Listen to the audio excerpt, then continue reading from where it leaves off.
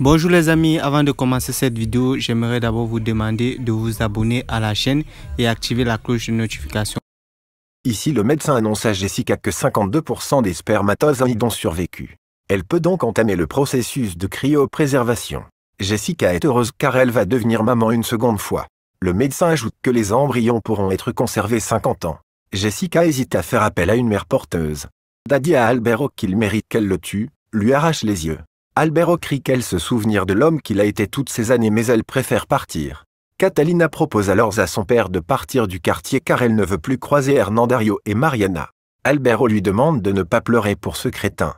Hernandario vient encore chez Catalina se justifier et ils se disputent encore à propos de Mariana et de sa supposée grossesse. Catalina ne veut plus assister à ce genre de scène. Lassée, Hernandario dit qu'il a tout fait pour se faire pardonner mais elle ne veut rien entendre. Catalina dit qu'elle n'arrivera jamais à pardonner. Hernandario lui demande si c'est son dernier mot. Elle acquiesce. Hernandario lui demande si elle veut qu'il la laisse tranquille pour un temps ou pour toujours.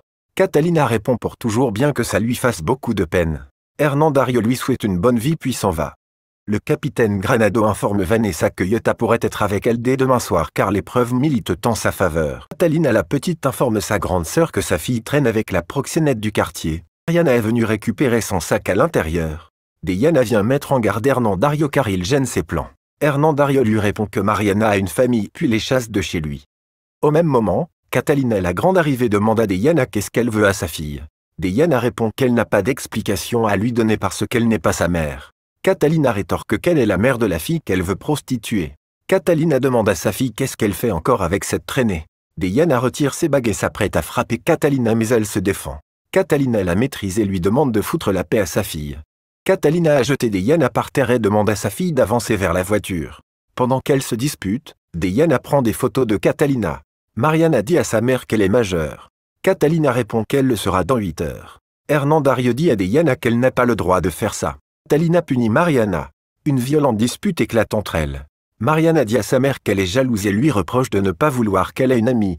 Catalina tente de lui expliquer que cette proxénète n'est pas son amie et que tous ses amis sont des narcotrafiquants, des assassins. Mariana n'en a que faire et a hâte d'avoir 18 ans demain. Diana informe Titi qu'ils vont devoir annuler la fête de demain car la mère de Mariana pose problème.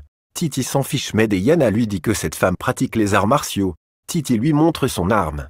Mariana lui montre alors une photo de la mère de Mariana. Titi reconnaît Catalina mais quand Diana lui demande si elle la connaît, Titi nie la connaître. Titi propose même d'inviter Catalina à la fête. Catalina appelle Santiago pour la énième fois. Il refuse de répondre et dit qu'il n'est pas prêt mais finit par accepter l'appel quand Zoraya l'y encourage. Catalina prévient son ex, elle n'appelle pas pour parler de leur couple car les choses sont claires depuis qu'il est retourné vivre avec la dingue. Elle appelle pour leurs enfants puis lui apprend que Mariana traîne avec une proxénète. Zoraya veut qu'il mette les haut-parleurs mais il refuse et répond que ça ne regarde que lui.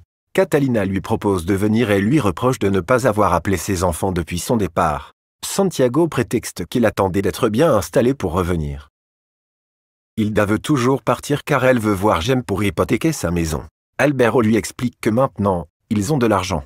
Hilda a besoin de 10 000 $. Albero veut savoir pourquoi elle a besoin de cet argent.